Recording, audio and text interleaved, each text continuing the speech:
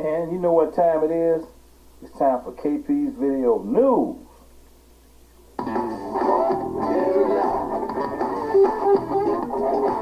KP's Video News, y'all. KP's Video News, y'all. KP's Video News, y'all. Right. That's right, folks. It's time for KP's Video News. And we're doing it up tonight. We're going to do it up right. And I got a few stories here pertaining to the law. And I've been doing a lot of law stories here. So this one is good for the people. And the Supreme Court said that there's nothing subtle about a bullet, and says police seizure includes shots fired at fleeing suspects. So listen to what I'm saying. Shots fired at fleeing suspects is against the law. So Washington, a divided Supreme Court today, ruled that police can find themselves on the wrong side of the Fourth Amendment when they shoot a fleeing suspect. In a 5-3 decision written by Chief Justice John Roberts, stemmed from a 2014 incident in Albuquerque, New Mexico, when the Mexico State Police attempted to arrest a woman for white-collar crimes. As the officers tried to enter Roxanne Torres' car, she sped off, later claiming that she thought the police were criminals attempting to carjack her.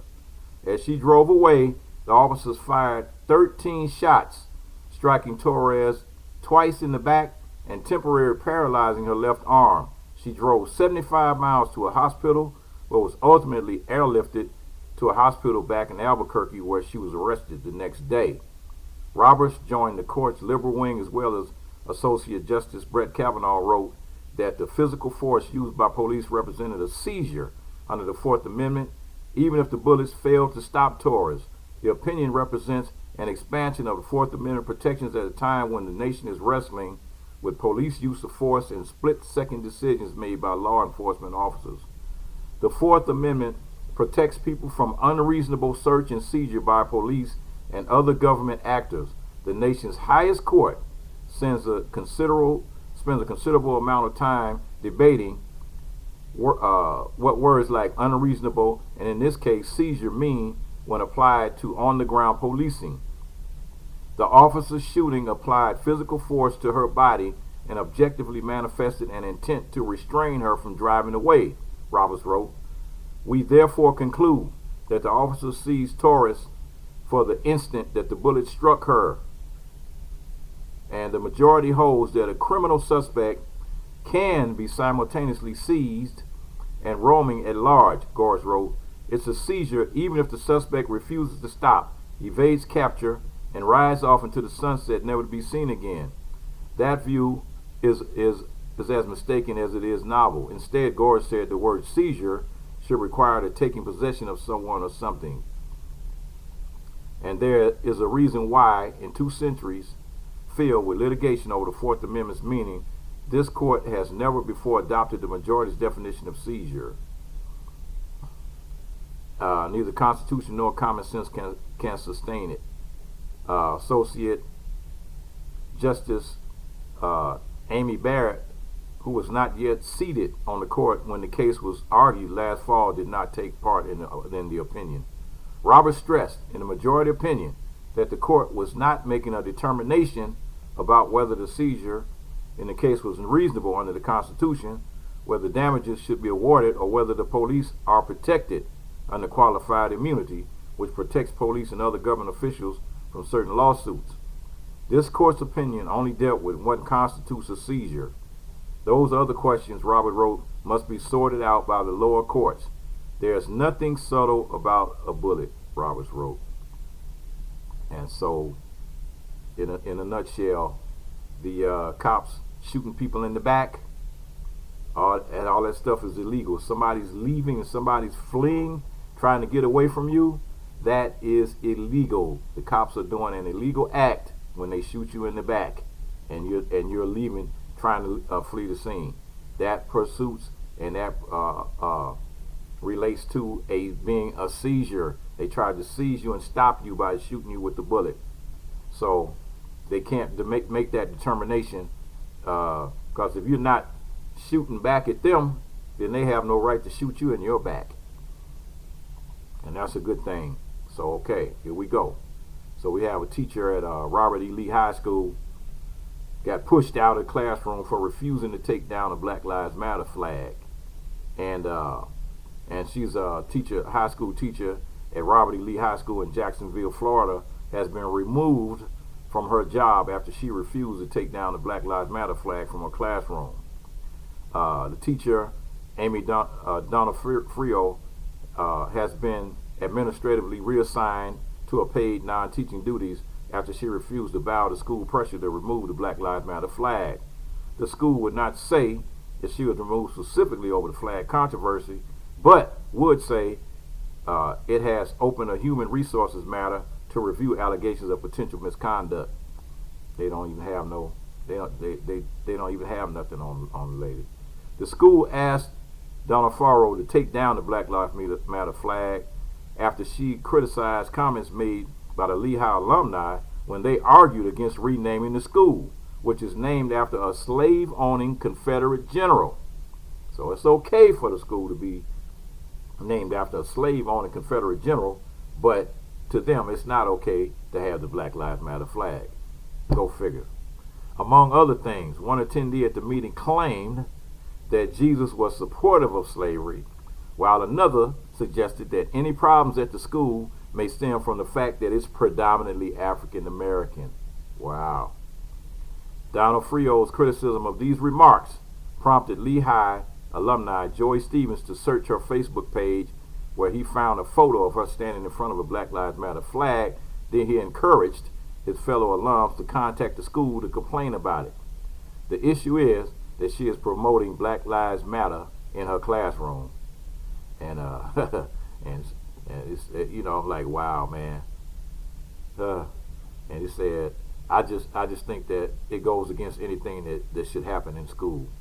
Here's a school named after a slave owner, from a Confederate slave owner. They refused to change the name of the school they could have put any name in there.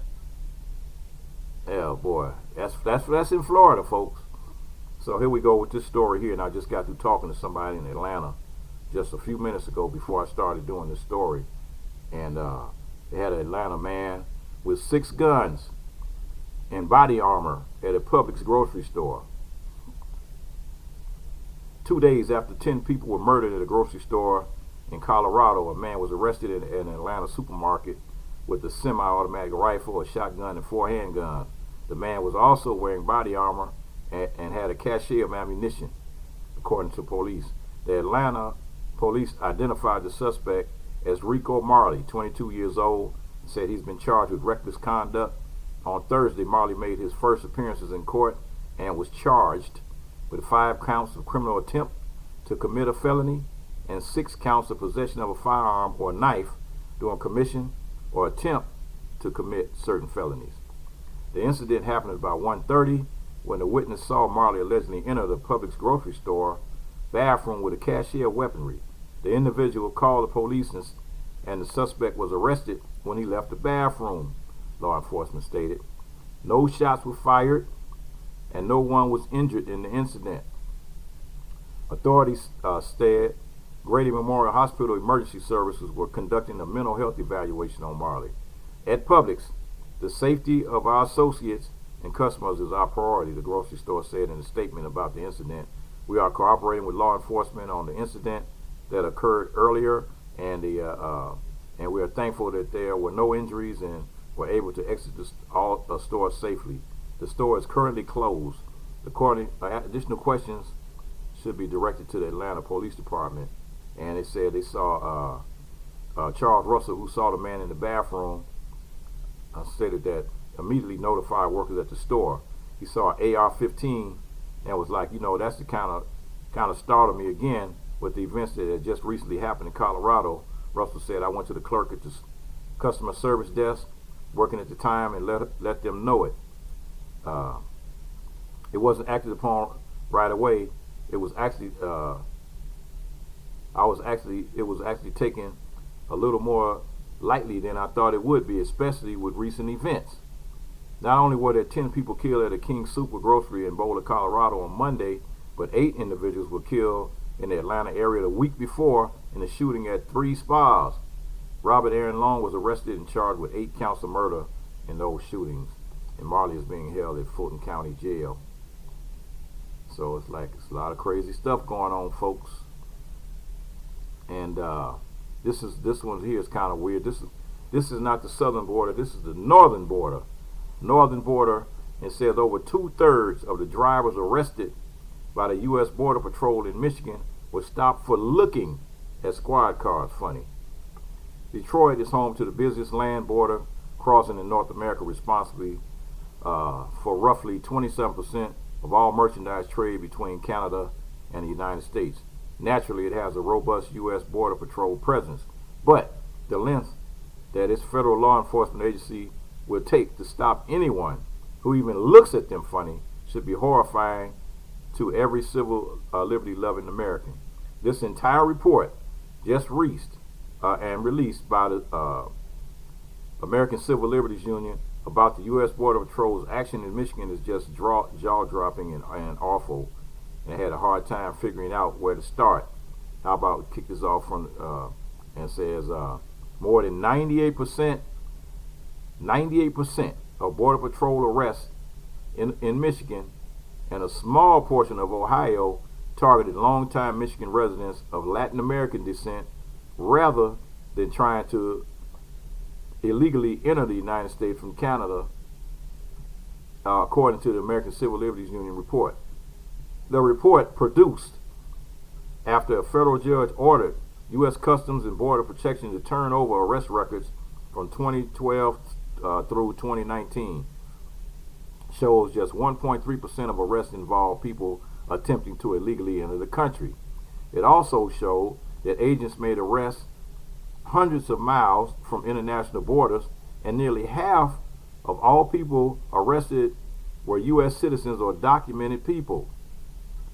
The agency considers the entire state of Michigan to fall under this jurisdiction, despite being empowered to arrest people only within 100 miles of the international border. The Border Patrol counts the Great Lakes as natural international borders, but even then, there are plenty of places in Michigan that are more than 100 miles from the border. Lake Michigan, for instance, is nowhere near Canada. 2/3 of arrests were made more than 100 miles from the border or international waterway, and nearly half of all those arrested were citizens or documented people. While Hispanic made up only 17% of the state's population, they accounted for 85% of the arrests. A Border Patrol spokesman stated that the agency does prohibit the consideration of race or ethnicity in law enforcement, investigation, and screening activities in all but the most exceptional circumstances, except that is clearly not the case considering from this report. And wow, man. So the records show that whatever a person does when driving near a Border Patrol vehicle is used as a pretext to pull them over. According to the report, a person's Hispanic appearance frequently leads to investigation and arrest. More than 30% of the cases, people had a passport or a license that police agencies either didn't know were legitimate or didn't care, the report states.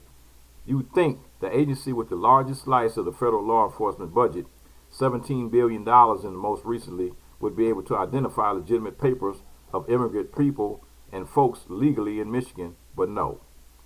As a Michigan resident, they're appalled that the fellow citizens and newly arrived individuals are going through, but as American variant, since we're spending $17 billion on a federal agency that is meant to stop folks sneaking across the border, and instead they're wasting their time with mostly law-abiding brown people who have looked at their patrol car funny.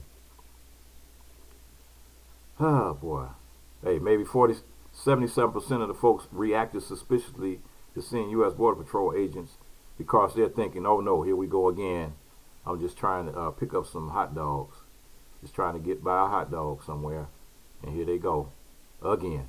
I'm telling you, man. And here we go. This is gonna be my feel-good story of the day. Got to put on my press hat for this one.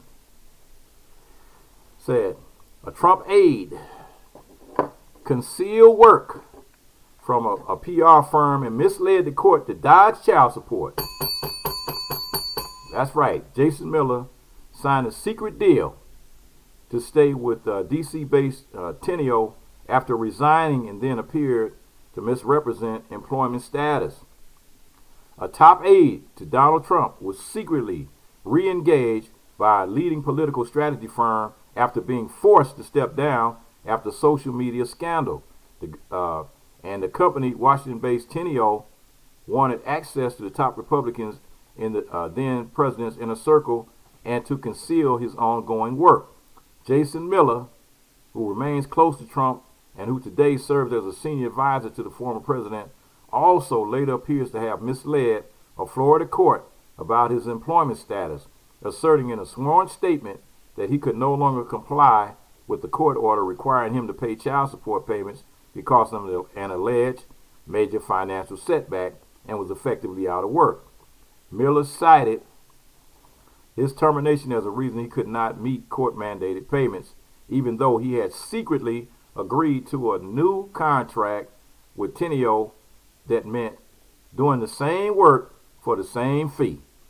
Miller resigned as managing editor of Teneo, the Powerhouse Corporation advisory firm, in June 21st, 2019, after posting a series of obscenity-laced tweets about the Democratic Congressman Gerald Nadler, the chairman of the House Judiciary Committee. So I parted ways with Teneo by mutual consent and look forward to my next move, Miller said in a statement he provided to the news outlets. But Miller's departure from Teneo was a sham. Previously undisclosed confidential records from inside Teneo showed that on the same day Miller signed a formal separation agreement and general release from Teneo, he signed a new contract with the firm whereby Teneo agreed to secretly engage Miller as a consultant through a hastily formed LLC at the very same base compensation for nearly $500,000 for the same work. The maneuver allowed Teneo to let Miller continue working for them during a time when the largely Democratic firm was eager to develop close relationships with the Trump White House, while also having to pay that reputational and public relations costs of openly associating with Miller and others in the administration. Only 3 days after his resignation and the signing of his new employment agreement with Teneo for the same base pay, according to state court records, the Miami-Dade County, Florida, Miller asked the court to abate and modify his support payments and swore he could no longer make his child support payments because the petitioner's unemployment is public knowledge. In 2016, with Miller, who was married, was the Trump presidential campaign's chief spokesperson, and he engaged in an extramarital affair and a fellow advisor on the campaign, resulting in the two of them having a child together. The Florida court records show that Miller made other misleading or false statements under oath in the case with his fake firing in multiple instances. He not only falsely portrayed himself as unemployed, but asserted under oath that he could no longer afford to travel to Florida to attend court hearings related to the case, and asked the trial matter to be postponed until he can find work. As evidence of his supposed major financial setback, Miller cited newspaper articles reporting his resignation from the firm. Miller's claim of misfortune were effectively fiction. He had never really lost his job or any of his income. In fact, transitioning from one position to the other for Miller arguably created a financial windfall for him. Miller received $90,000 in severance pay from the first position as he transitioned to the new one. Confidential Teneo records indicate, while also not missing a single paycheck from his Teneo work because his new engagement began on the very next day. So he's a total liar, and I'm not surprised somebody that was over there working for Trump. Yeah, so this guy here They need to lock him up. So citing also have sought to have the trial scheduled to hear the case be postponed, claiming that he does not have financial wherewithal to proceed. And in yet another motion filed the same day, Miller claimed he no longer had the financial ability to pay Delgado's legal bills as he had been required to pay by the court. To demonstrate that he was out of work, like I said before, Miller cited news articles falsely reporting that he had resigned from Tenio. And left unsaid what these news reports were and the result of the reporters having been misled. What the results of the reporters having been misled by Miller. So, telling you now, lock him up. You can lock Miller up right along the DC does. Lock him up too. Telling you, boy, birds of a feather flock together. Press. KP Video News, y'all. Peace.